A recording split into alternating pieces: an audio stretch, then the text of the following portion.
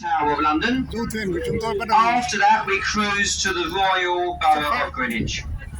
Downstairs in the saloon, we have toilet facilities and a fully licensed bar. At the bar, you can pay with cash or card. You can buy cold beer, wine, spirits, soft drinks, hot tea and coffee, and freshly made jumbo hot dogs, all available at the bar.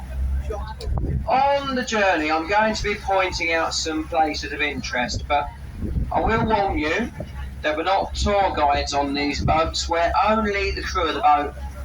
We're here to take you along the river safely, but we take it upon ourselves to point out some places of interest to try and make your trip a little bit more interesting. When I make a mistake or get a bit distracted, do bear with me.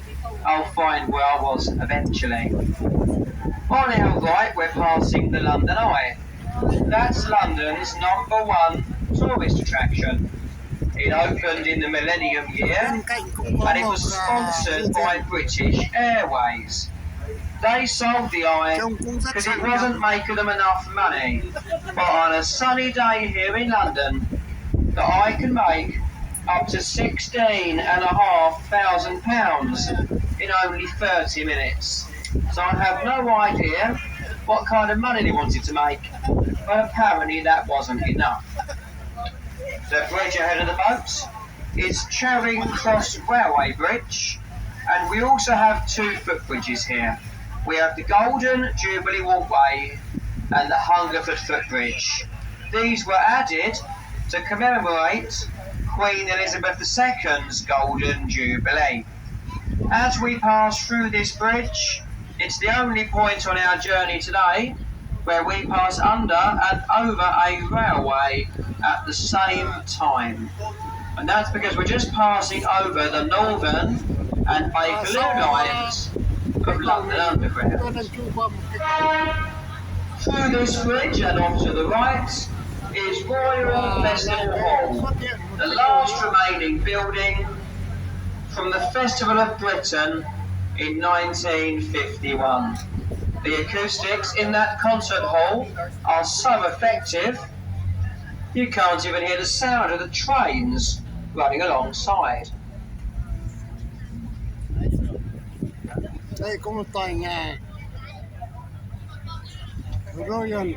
Off to the left of the boat, we have London's oldest landmark.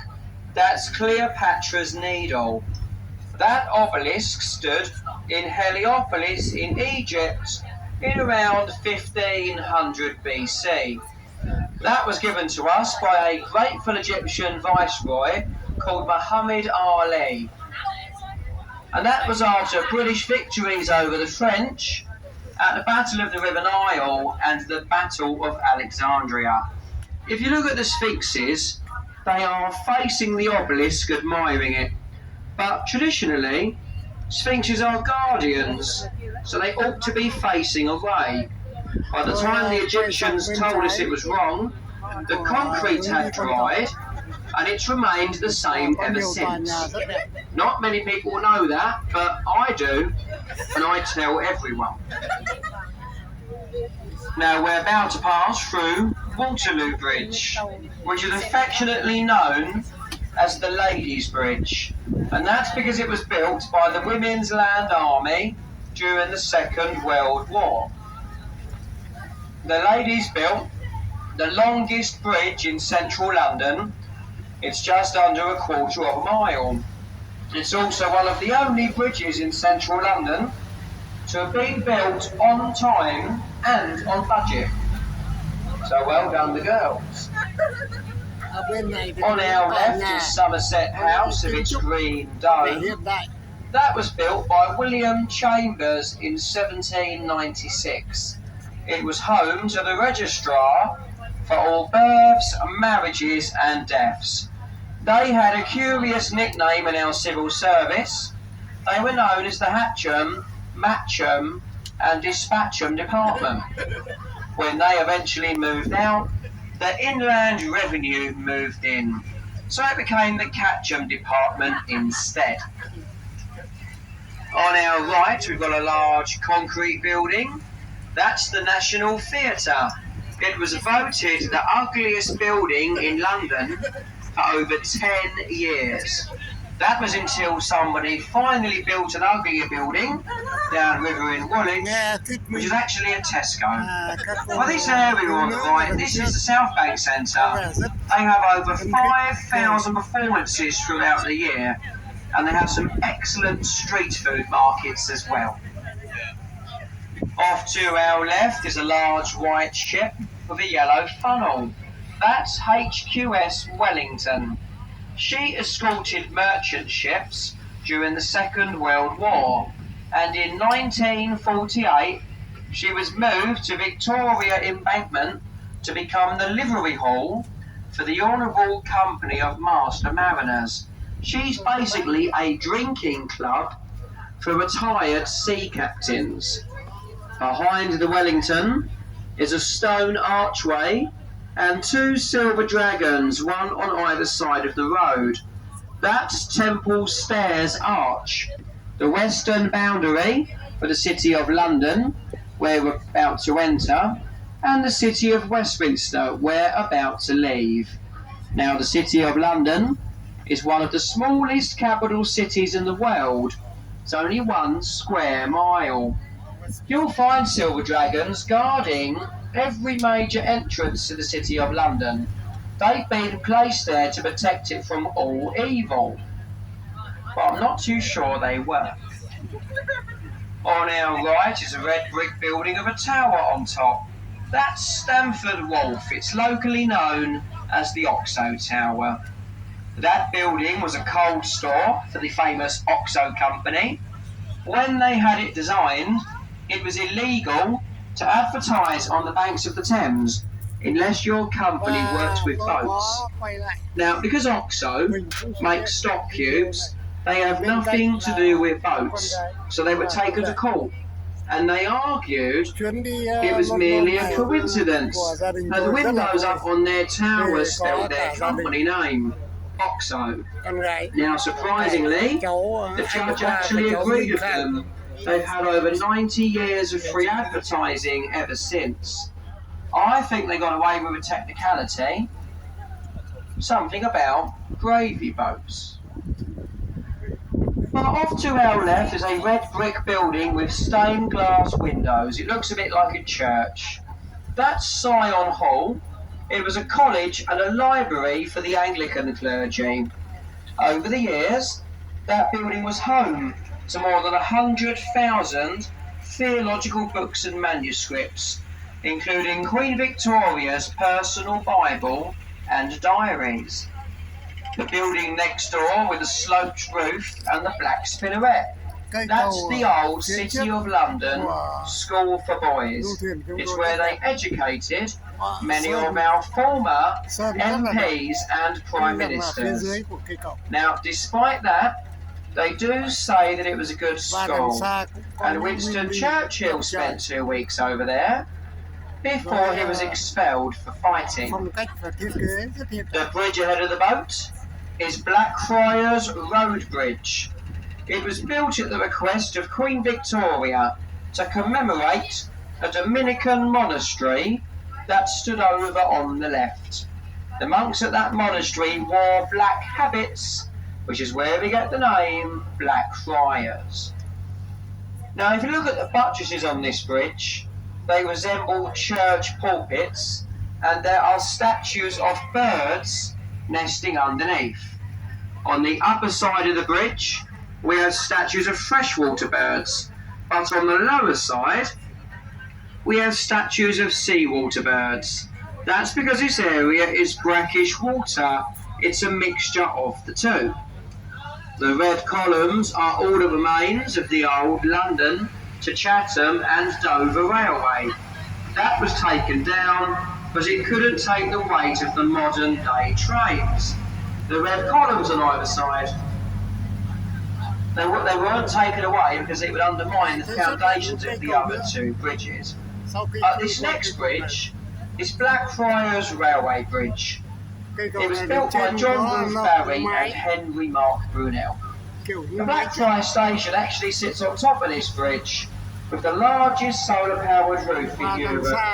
So on a sunny day here in London, it can provide up to 80% of the station's electricity. Off to our left, we have the magnificent dome of St Paul's Cathedral. St Paul's was designed by Sir Christopher Wren. It stands 365 feet high. It's the second largest unsupported cathedral dome in the world. The largest is on St Peter's Basilica in the Vatican. Now, Christopher Wren is buried in the tomb at St Paul's alongside the Iron Duke, the Duke of Wellington, and Admiral Lord Nelson. Above Wren's tomb, there is a Latin inscription that roughly translates to, "If you seek his monuments, look about you." That refers to over 120 of Wren's buildings, churches and landmarks from Hampton Court Palace, about 21 miles behind us, to the old Royal Naval College at Greenwich. On our right-hand side, we have the old Bankside Power Station. That was designed by Giles Gilbert Scott, but it closed due to the escalating price of oil. It's now home to the Tate Modern, the largest collection of modern art in the world. We're about to pass through the Millennium Bridge. It's locally known as the Wibbly Wobbly Bridge. That's because it was opened by our late Queen in the Millennium year. Then it was closed by the police the following day because it wobbled quite violently. They had to close this bridge for 2 years. They spent millions of pounds dewobblising it. Thatched roof. That's a replica of Shakespeare's Globe Theatre. That was the idea of Sam Wanamaker, an American film producer and director. You can see Shakespearean plays performed there in period dress and costume from only £5. And that's excellent value for live entertainment here in London. Ahead of us on the left is a building with 4 round columns. That's Vintners Place. Now, the Honourable Company of Vintners are a livery company in the City of London. They have the undesirable job of testing all the beers, wines and spirits that are brought into this country. There's about a 10-year waiting list for a job there, and I only know that. I've been waiting 5. I'm about halfway there. The bridge ahead of the boat is Southwark Bridge. It's the narrowest and least used road bridge to cross the Thames in central London. The approach roads are so narrow and so poorly signed, not many Londoners know this bridge is here. If you do see anybody up there today, give them a wave, because they're more than likely lost.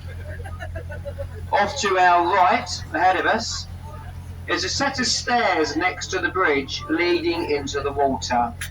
Now it looks like the stairs were built around the bridge, but they actually had to build the bridge around those stairs because there's a royal charter on those steps. They can never be taken away. That's Southwark Causeway, and we call those Wren's Steps, because it's down those stairs Christopher Wren would have walked to board a small waterman's ferry to be taken over to St Paul's. Back in Wren's day, there was only one bridge over the Thames, so most of the crossings are made by boat. I mean, we use piers now, so that person's going to be waiting there for a while. Well, through this bridge on our right, dominating the skyline, we have the Shard. The Shard is the tallest building in Europe. It's 1,015 feet high. It's up there, you'll find London's only 6-star Shangri-La hotel, a champagne bar, office space and luxury apartments as well. Also on our right, we've got a lovely riverside pub. That's the Anchor at Bankside. There's been an Anchor Tavern on that site, for over 400 years. It's even said that William Shakespeare had a changing room at the Anchor for when he was performing at the nearby Rose and Globe theatres. Mật độ các cây cầu trên lòng sông này rất là dày. Lại một cây cầu nữa. Now we're about to pass through Cannon Street Railway Bridge. This is arguably the oldest and the ugliest railway bridge to cross the Thames in central London. It was designed by John Hawkshaw and it opened in 1866. On our right we've got a grey building called Winchester Walls. That stands near the site of the old Palace of Winchester. That was the London residence of the Bishop of Winchester. It's where he would have found his own personal prison, the Clink, and that was a prison for debtors and heretics. Also on the right is a wooden sailing ship. That's a working replica of Sir Francis Drake's vessel, the Golden Hind. Now Drake circumnavigated the globe on the original. He stole so much gold from the Spanish that they called him El Draco, the dragon. When he came back to England, he gave the gold to Queen Elizabeth I and he paid off our national debt. If only we had someone like him today. That replica has been round the world twice. Also on the right, but behind the trees, is London's second largest place of worship, Southwark Cathedral. That's the resting place of Edmund Shakespeare, the younger brother to William Shakespeare. It's also where a young man was baptised. His name was John Harvard. He was the son of a local butcher, and he later went off to America, where he helped to found the Harvard Library and University. But we're just passing through a London Bridge, and this is the 5th bridge to span the river on this site. The first one was a wooden bridge built by the Romans in around 43 AD. This bridge was opened by our late Queen in 1973. It replaced the last bridge, which was found to be falling down. We did the only thing that we could think of. We boxed the old bridge up stone by stone, and we sold it to an American company for £2 million. The old bridge now spans the man-made Lake Havasu in the Arizona desert. But just ahead of us on the left is a sandy-coloured building with golden fish for weather vanes. That's the old Billingsgate Fish Market. There was a fish market on that site for over 900 years. It's now moved to larger premises in the Docklands area, where it's still famous for its fresh fish and the foul language from its porters. A young man called Maurice Micklewright started his career there. He later went on to become the famous Cockney actor Michael Caine. A lot of people say Billingsgate is where he learned how to swear properly. Not many people know that. Now the building next door with the clock face and 6 black chimneys, that's Waterguard House, home to His Majesty's Customs and Excise. They tell us that any illegal contraband that's 6 weeks. Off to our right, we have HMS Belfast. She was built in the Harland and Wolff shipyard in Belfast, the same shipyard as the ill-fated Titanic. She saw action during the Second World War, and she last fired the guns in anger during the Korean campaign. She's now part of the Imperial War Museum. You can explore 9 decks of the Belfast from the engine room all the way up to the captain's bridge. And that makes an excellent day out if you like naval or maritime history. Ahead of us on the left we have the Tower of London. The square keep with the 4 turrets That's the White Tower. It was built for William the Conqueror and it was completed in 1098. Over the last 900 years, the tower has been a royal palace, the royal mint, an armory, observatory, a menagerie, place of execution, and home to the crown jewels. Đấu hạn và cả pháo phòng không. Now traitors were tried at Westminster Hall where we started. They were rowed down the river in a small boat by somebody like myself, probably without commentary. They would then be taken through the entry to Traitors Gate. They would be locked up inside the tower, or they would be executed up on Tower Hill, or inside the tower on Tower Green. Contrary to popular belief, less than 10 people were executed inside the Tower of London. The majority of the executions took place outside of the Tower, up on Tower Hill. One of the most famous people to be executed up on Tower Hill was a man called Simon Sudbury. He was the Archbishop of Canterbury. He was also the Chancellor. He had raised the country's taxes to a near extortionate level. Can you imagine a thing like that today? Now an angry mob reached the tower walls. He was dragged up to Tower Hill and beheaded for all to see. Currently, that's the only occasion that the tower walls have ever been breached. But directly ahead of the boat we have Tower Bridge. Tower Bridge was designed by Horace Jones and John Wolfe Barry. It was completed in 1894. The centre span of this bridge opens like a drawbridge to allow large shipping into the upper pool of London. The two bastions weigh 1,100 tons each. They are so well balanced, they can be opened at just one pint of water in only 90 seconds.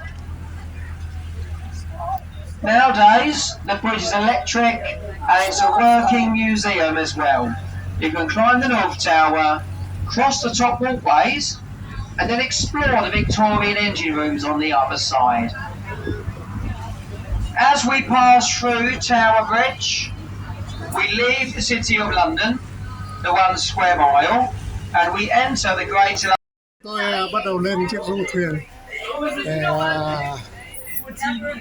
chuẩn bị chạy dọc theo sông Thames để xin chào ba cháu. Quay các cháu bên kia kìa, các cháu đang thích kìa. Quay sang bên cạnh đi. Hello. Somebody goes straight. Yeah. I am Vietnam.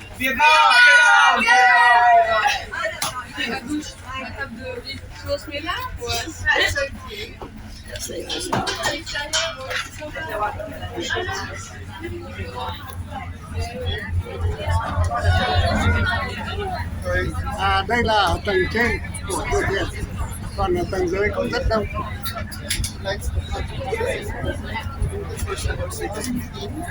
Chúng tôi lên ngồi trên khoang này để tuy chịu nắng một tí nhưng mà lại nhìn quang cảnh đẹp hơn và rõ hơn. Và chiếc du thuyền này ở ngay cạnh tháp đồng hồ Big Ben và điện Westminster, và có một chiếc cầu rất đẹp.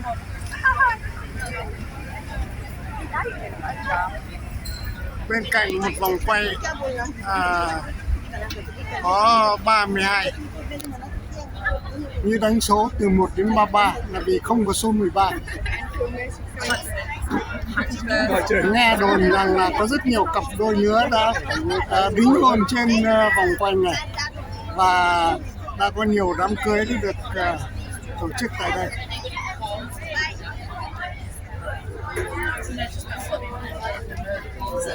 Và đây cặp đôi này đang rất là mải mê như vậy.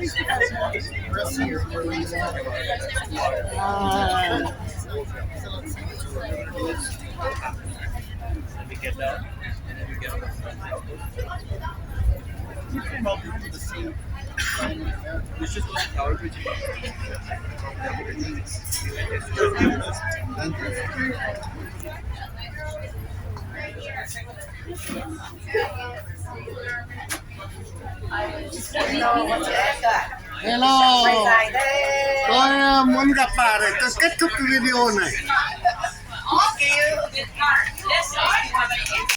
Kia là một cái du thuyền khác cũng đang lướt sóng để chở khách đi dọc sông Trên. Đang ở dưới chân của vòng quay mặt trời. Cái kia không đẹp, cái thuyền của mình, thuyền mình đẹp hơn. Thuyền mình là loại To trắng to và sang trọng. cao hơn.